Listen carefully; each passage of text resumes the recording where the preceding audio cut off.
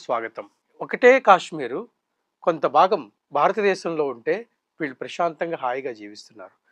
మరి కొంత భాగం విడిపోయి పాకిస్తాన్ యొక్క ఆధీనంలోకి చేరడం వల్ల ఈ ఇబ్బందులన్నీ ఉన్నాయి. అసలు దీని వెనుక కారణం ఏమిటి? ఈ యొక్క కాశ్మీర్ విడిపోవడానికి అసలు దీని వెనకాల ఉన్న చారిత్రాత్మక నేపథ్యం ఏమిటి? దీనిపై మనం చర్చిద్దాం. మనతో పాటు జూమ్‌లో అందుబాటులో ఉన్నారు retired wing commander Shri Shyam Prasad గారు.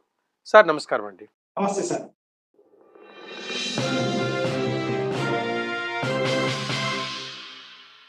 పీఓకేకి పరిస్థితి రావడానికి కారణం ఏంటి? అసలు ఈ కాశ్మీర్ ఎలా ఏర్పడింది? ఈ కార్యక్రమానికి చాలా సంతోషంగా ఉంది. ఈ కార్యక్రమం పాల్గొంచుకోవడం ఒక మాజీ సైనికుడిగా మన దేశ సార్వభౌమత్వాన్ని కాపాడడానికి, మన దేశానికి స్వాతంత్రం తెచ్చిన స్వాతంత్ర సమర యోధులకి వాళ్ళందరికీ ఈరోజు నా శ్రద్ధాంజలి ఘటిస్తున్నాను. ఆ సమయంలో 1947 సమయంలో జరిగిన ఘటనలు మనకు తెలుసుకోవడం ఎందుకు ముఖ్యము అంటే 2047లో మనం వికసిత్ భారత్ 2047 లక్ష్యం చేరుకోవడానికి ఈనాటి యువతరానికి అప్పుడు జరిగిన విషయాలు తెలుసుకోవడం చాలా అవసరం. ఇప్పుడు ఏం జరిగింది? మన భారత భూభాగాన్ని 2 భాగాలుగా విడగొట్టి ఒక కుటిలమైన కుట్ర చేసి బ్రిటిష్ వాళ్ళు మనకు స్వాతంత్రం అనలేదు, డొమినియన్ స్టేటస్ అన్నారు. ఇండియా పాకిస్తాన్ ని 2 డొమినియన్స్ గా విభజించేశారు. ఇండియాలో ఏం మిగిలాయి? 650 పైచిలకు సంస్థానాలు మిగిలాయి. మీరు ఊహించండి ఎంత అడ్డదిడ్డంగా రెడ్ క్లిఫ్ లైన్ గీచారు అంటే, ఒక బెడ్రూమ్ లోంచి, ఒక లివింగ్ రూమ్ లో నుంచి ఒక వ్యక్తి పొలాలు ఒక సైడు, ఇల్లు ఒక సైడ్ గా అంత అసంబద్ధంగా విభజించారు. ఆ గీచిన ఆయన ఏం చెప్పాడు? నాకు 3 ఏళ్ల సమయం కావాలి మహాప్రభు అంటే 6 నెలల సమయం ఇచ్చారు ఆయన. 6 నెలల సమయంలో ఆయనకి 3 నెలలు మ్యాప్‌లు వెతుక్కోవడానికే దొరకలేదు. ఎందుకంటే 1946, 1947లో ఇది జరుగుతోంది. ఆయనకి ఇచ్చిన మ్యాప్‌లు 1935 మ్యాప్స్. అంతకన్నా ముందు మ్యాప్స్. అంటే ప్రాక్టికల్‌గా, అధికారికంగా, ప్రణాళికాబద్ధంగా విభజించాలి అనే కుట్రతో చేసింది. ఆ కుట్రలో భాగంగా ఏం జరిగింది? కాశ్మీర్ సంస్థానాన్ని రాజుగారికి చెప్పి, నాయనా నువ్వు మహాప్రభు నువ్వు మాతో చేరు అంటే, లేదు నేను ఇండిపెండెంట్ గా ఉంటాను.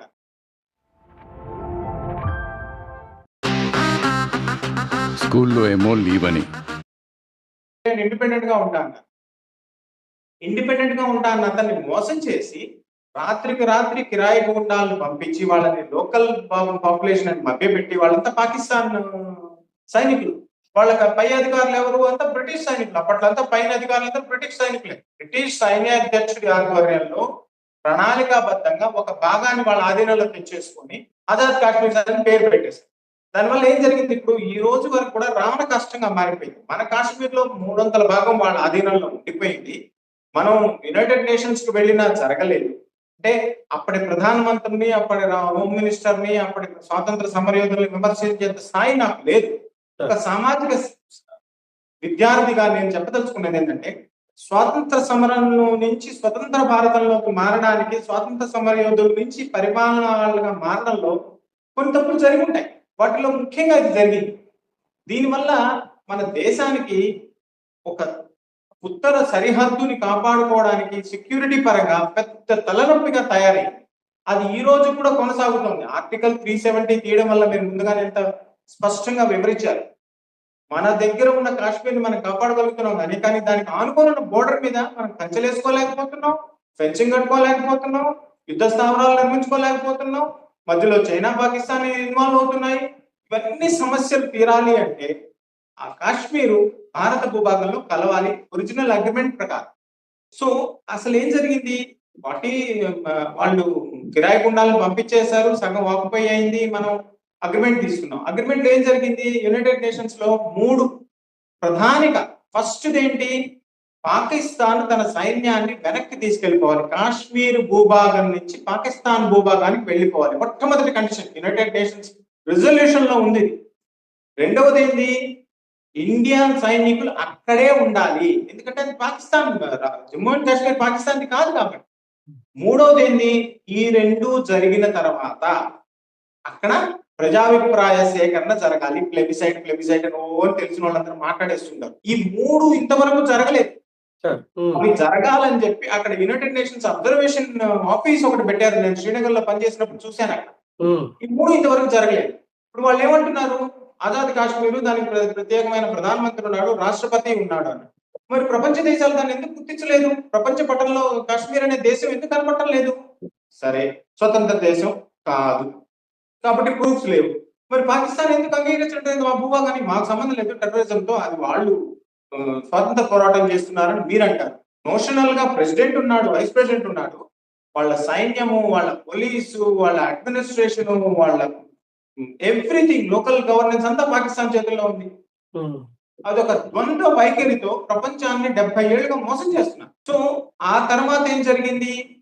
ఇప్పుడు వాళ్ళు అక్కడ స్వతంత్ర ఉన్న మిగిలిపోయిన కాశ్మీర్ లో పాకిస్తాన్ దురాగతాలను గమనించలేక వాళ్ళు ఏం చేస్తున్నారు, మాకు స్వయం ప్రతిపత్తి కావాలి, అక్కడ ఉన్న 40-45 లక్షల మంది జనాభా మమ్మల్ని మా స్వతంత్రాన్ని మేము చూసుకుంటాం, మా హక్కులు మేము పరిరక్షించుకుంటాం, మా వ్యాపారాలు మేము చూసుకుంటాం. వాళ్ళు జాయింట్ యాక్షన్ కమిటీని పెట్టుకున్నారు. ఏది ఆ కమిటీలో అంతా? అందరూ బిజినెస్ అసోసియేషన్స్, ఎంప్లాయీస్ అసోసియేషన్. వాళ్ళు ఎంత స్వాతంత్ర సమరయోధులు కాదు, మిలిటరీకి సంబంధించిన వాళ్ళు కాదు, రిటైర్డ్ వాళ్ళు కాదు, అక్కడ పొట్టకుటి కోసం బతుకుతున్న వాళ్ళు. వీళ్ళు ఏం చేస్తున్నారు, అసెంబ్లీలో కూడా పాకిస్తాన్ నుంచి 12 సీట్లు ఇచ్చేస్తామంటారు. అప్పుడు ఏముంటుంది, మెజారిటీ వాళ్ళకి వెళ్ళిపోతుంది. ఆల్రెడీ వాళ్ళ చేతుల్లోనే ఉంది అంతా. ఏమాత్రం కాస్త కూస్తో నోషనల్ గా ఉన్న కాశ్మీర్, ఆజాద్ కాశ్మీర్ అనబడే భారత కాశ్మీర్ కి, జమ్మూ కాశ్మీర్ కి వాళ్ళు 12 సీట్లు ఇవ్వడం వల్ల ఇప్పుడు మొత్తం అల్లకల్లోగా సివిల్ వార్ గా తయారైంది. అది ఆ పరిస్థితుల నుంచి మనల్ని మనం కాపాడుకుంటూ మన దేశంలో కలుపుకొని వాళ్ళ హక్కుల్ని పరిరక్షించుకోవడం అనేది ఒక మరొక బంగ్లాదేశ్ లాంటి సమస్య ఈ రోజు మన ముందు ఉన్నది. సార్, ఇప్పుడు ఇది యాక్చువల్గా మొట్టమొదట ఈ కాశ్మీర్ అనేది స్వతంత్రంగా ఉండింది. ఇంతకుముందు మీరు తెలియజేసినట్టుగా రాజా హరిసింగ్ గారు దీన్ని ఇండియాలో విలీనం చేయాలని ప్రయత్నం చేశారు. సో అసలు ఈ రాజా హరిసింగ్ గారి ఆ ప్రయత్నాన్ని ఎందుకు మనం నిర్వహించలేకపోయాము? ఒకటి, అసలు రాజా హరిసింగ్ గారికి ఈ ఆలోచన ఎలా వచ్చింది దీన్ని ఇండియాలో విలీనం చేయాలని? అక్కడ జరిగింది ఏంటంటే, అది ఒకప్పుడు కాశ్మీర దేశం కదా, ఒకప్పుడు హిందూ జనాభా ఎక్కువగా ఉన్న దేశం తరతరాలుగా మారుతూ వచ్చి ముస్లిం మెజారిటీ ప్రజలు హిందూ రాజుగా ఉన్న దేశం అది. మన దేశంలో చాలా సంస్థానాల్లో హిందూ ప్రజానికం ఎక్కువ, ముస్లిం రాజులు కూడా ఉన్నాయి. హైదరాబాద్ లాంటి ప్రదేశాల్లో, జూనాగఢ్ లాంటి ప్రదేశాల్లో ఇది వ్యతిరేకంగా జరిగింది. ముస్లిం పాపులేషన్ ఎక్కువ, హిందూ రాజు. కానీ ఆ హిందూ రాజుని అందరూ ప్రేమించేవాళ్ళు. దీన్ని సాకుగా పెట్టుకొని పాకిస్తాన్ ఏర్పడింది ఏంది, ముస్లిం లీగ్ కదా, ఈ టూ నేషన్ థియరీ పెట్టి. సో వాళ్ళు చాలా తెలివిగా దీని మీద కన్నేసి, వీళ్ళు బ్రిటిష్ సైనికాధికారి సమక్షంలో మనం ప్రజాస్వామ్యం పరిరక్షించుకోవడంలో, మన సంస్థానాలు కలుపుకోవడంలో కొంచెం జాప్యం జరిగింది మన ప్రధానమంత్రి నుంచి, దేశ హై లెవెల్ నుంచి. ఈ సమయంలో వాళ్ళు ఏం చేశారు, కొంచెం ఆక్రమించుకోవడం జరిగింది. మహారాజా హరిసింగ్ ఏమన్నాడు, మొదట్లో నేను ఇండిపెండెంట్ గానే ఉన్నాను. మనం ఏం చేసాం, నిర్ణయం మంచి ప్రజాస్వామ్యబద్ధంగా ఒక మంచి మనసులో, ఓకే నీ ఇష్టం నాయన అనేసాం. హైదరాబాద్కి ఎలా చెప్పామో, జునాగఢ్కి ఎలా చెప్పామో, దమన్ దీవ్, గోవాకి ఎలా జరిగిందో దీంతో కూడా ఎలా జరిగింది. సరే నీ ఇష్టం అని. నీ ఇష్టం అన్న తర్వాత ఏం జరిగింది, వాళ్ళు ఆక్యుపై చేయడం స్టార్ట్ చేశారు. వాళ్ళు అప్పుడు ఏమన్నాడు, ఓహో వెన్నుపోటు పొడిచేశారు, నన్ను ఏది కాకుండా నన్ను కాశ్మీర్ లో పాకిస్తాన్ లో కలిపేసుకుంటారు, నేను ఇండిపెండెంట్ దేశంగా ఉండే సమస్య లేదు అని ఎప్పుడైతే రియలైజ్ అయ్యాడో అప్పుడు ఆయనకు అర్థమైంది, ఓహో పాకిస్తాన్ లో పోవడం కన్నా ఇండియాలో పోవడం మంచిది, అందుకని ఇండియాలో చేరడానికి. అప్పటికేం లేట్ అయిపోయింది.